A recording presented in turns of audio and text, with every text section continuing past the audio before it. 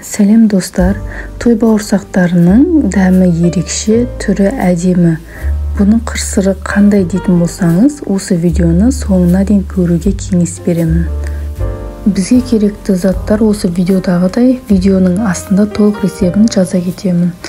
Бізге ең алдымен жылы суымызды ыдысқа құйып, оған дрожжымызды салып араластырамыз.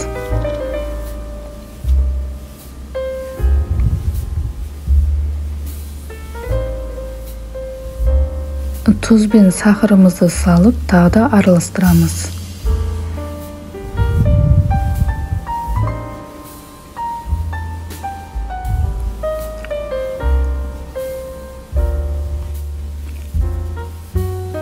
Енді сұйық май мен майонезді қосып, тағы да араластырамыз.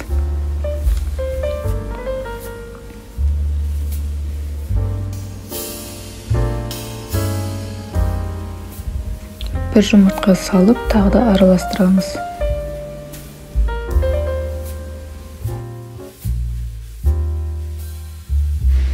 Илеп дайындап алған ұнымызды саламыз.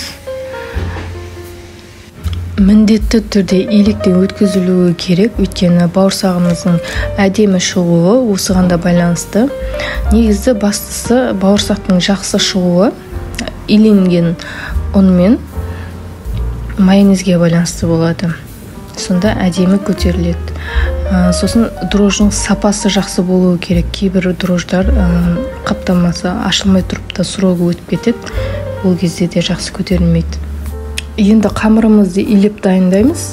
Қамырымыз жұмсақ болғандықтан қолға жабысуы мүмкін. Артық ұн қоспаңыздар. Өзі араластыра берсеңіз бір икемге келеді. Жақындаған кезде сұйық майдан бір қасық қосып жіберсеңіздер, тіпті қолға жабыспай әдемі болып қалады. Дайын болғаннан кейін бетін жауып, жарты сағатқа қойып қоямыз.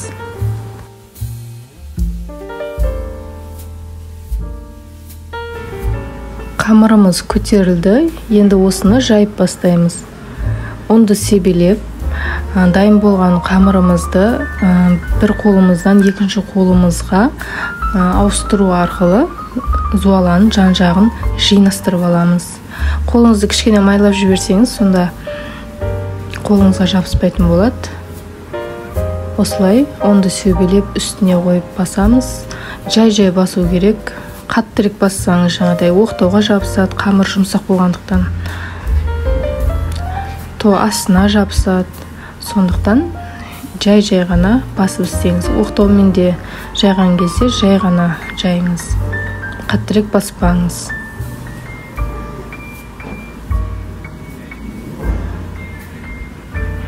Жабысып жатыр екен деп, ұнды көп себуге де болмайды.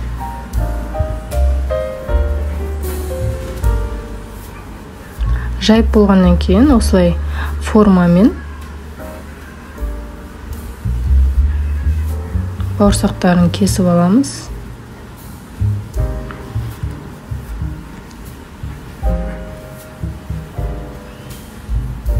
Енді пленкамен ба, не болмаса мата дастархандармен бетін жауып қойсаңыздар болады.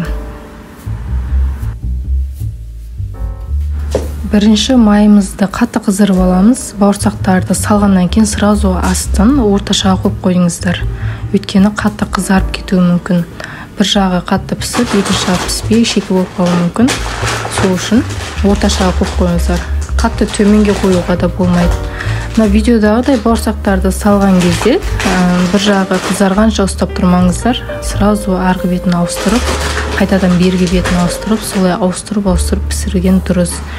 Сонда бауырсақтарыңыз біркелкі көтеріліп, біркелкі түсте болады. Бауырсағымыз дайын болды, ас болсын. Осы рецептпен істеп көруге кеңес беремін.